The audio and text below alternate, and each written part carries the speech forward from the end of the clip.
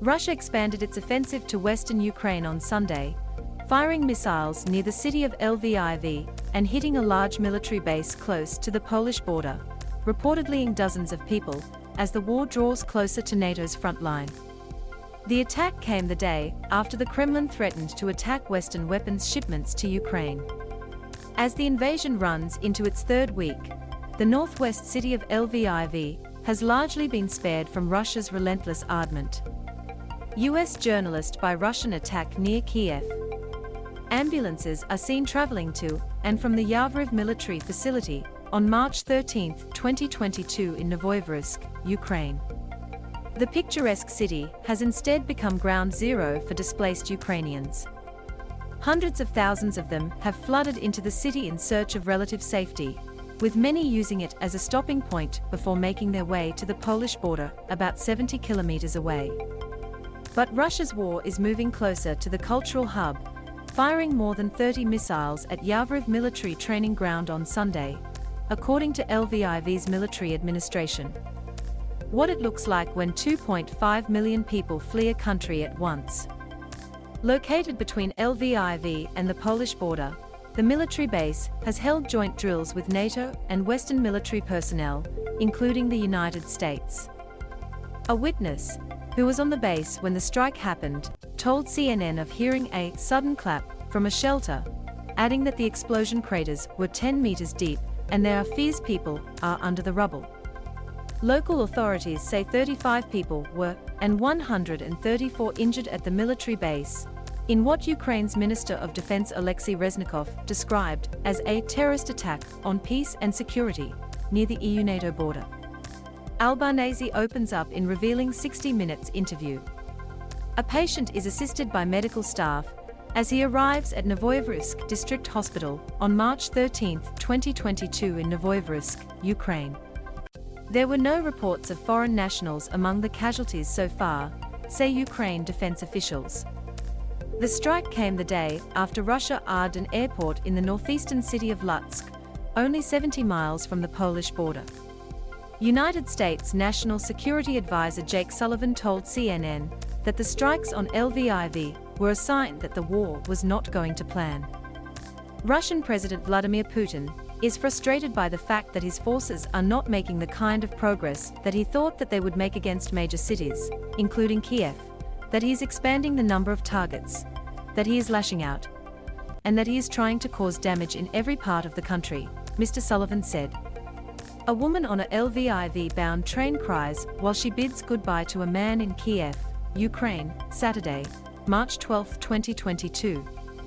Fighting raged in the outskirts of Ukraine's capital, Kyiv, and Russia kept up its armament of other resisting cities.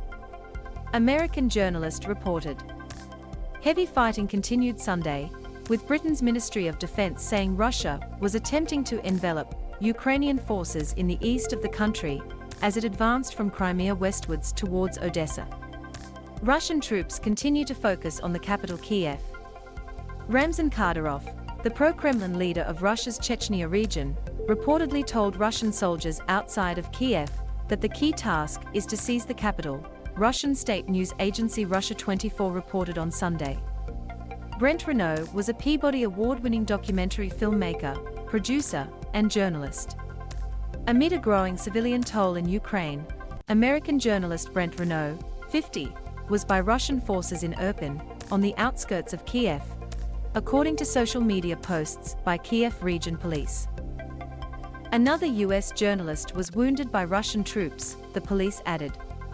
Renault paid with his life for attempting to expose the insidiousness, cruelty, and ruthlessness of the aggressor, an advisor to Ukraine's Interior Minister, Anton Gerashenko, said in a statement on Telegram. CNN has been unable to confirm which media outlet the American journalists were working for in Ukraine. Ukrainians continue to protest Russian occupation. The southern city of Kherson, which is occupied by Russian forces, saw the biggest protest since the invasion on Sunday. Hundreds of demonstrators flocked to the streets to protest against suspected Russian plans to turn the southern Ukrainian Oblast into a breakaway republic. Waving Ukrainian flags, the protesters chanted anti-Russian slogans, filled with expletives about Mr. Putin, according to videographer Artem Ivanov, who is on the ground in Kherson. In recent days, at least one Kherson Regional Council official warned that occupation forces were laying the groundwork for the Kherson People's Republic. If true, the move would mirror Moscow's establishment of two Russian-backed breakaway states in Ukraine's eastern Donbass region. Mr. Putin recognized the independence of those two territories in the days leading up to Russia's full-scale invasion of Ukraine, as part of his pretext to launch an assault on the country. Russia's air offensive on Sunday also bore down on heavily populated areas around the country. 9 people were in a Russian armament in Mykolaiv Sunday, local officials said. The strategic southern city has resisted Russian occupation and impeded an apparent push towards the major port of Odessa to the west.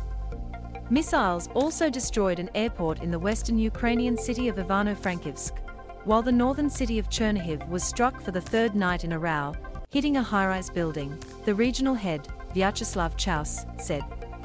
In the eastern region of Luhansk, much of which is now occupied by Russian forces, the head of the regional administration, Serhiy Haidai, said there had been massive shelling of several towns, including Kremlin and Rubizhny, which had prevented buses from leaving with civilians. New round of talks. As the devastation mounts, Ukrainian President Volodymyr Zelensky said the key task Sunday is to get the humanitarian convoy that is traveling towards the besieged city of Mariupol to its destination. Mariupol has been under siege for more than a week. Much of the city is without power and water. This multispectral satellite image provided by Maxa Technologies shows a view of fires in an industrial area in the Primorsky district of western Mariupol, Ukraine, during the Russian invasion, Saturday, March 12, 2022. A man lights a fire under the kettle in a yard of an apartment building hit by shelling in Mariupol, Ukraine, Monday, March 7, 2022. As a long-awaited humanitarian convoy remains some distance from Mariupol, officials say it has suffered 22 attacks in the last 24 hours, and to date, 2,187 Mariupol residents have from attacks by Russia. Ahead of a new round of negotiations between the two sides this week, Mr. Zelensky's advisor Mikhailo Podolyak said that he believed the talks will achieve concrete results. Our proposals are on the table. They are very tough. Among them, the withdrawal of troops, the ceasefire, Mr. Podolyak said in a video posted on Twitter. This comes after Leonid Slutsky, a Russian delegation member for talks with Ukraine, said significant progress has been made in negotiations with the Ukrainian delegation since the beginning of talks, Russian state news agency RIA reports. But talks between Ukraine's and Russia's diplomats last week yielded no discernible progress. Supposedly safe routes out of the country have repeatedly been contested. The civilian toll continues to rise, and by the end of the week, both sides were trading accusations over the use of chemical weapons. In Russia, authorities continue to violently repress all dissent.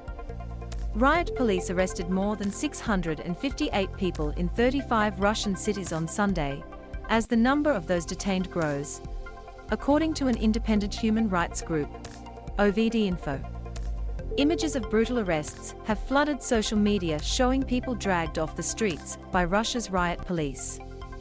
OVD Info also reported cases of house searches of human rights activists, police officers stopping people on the street to check through bags, as well as phone records.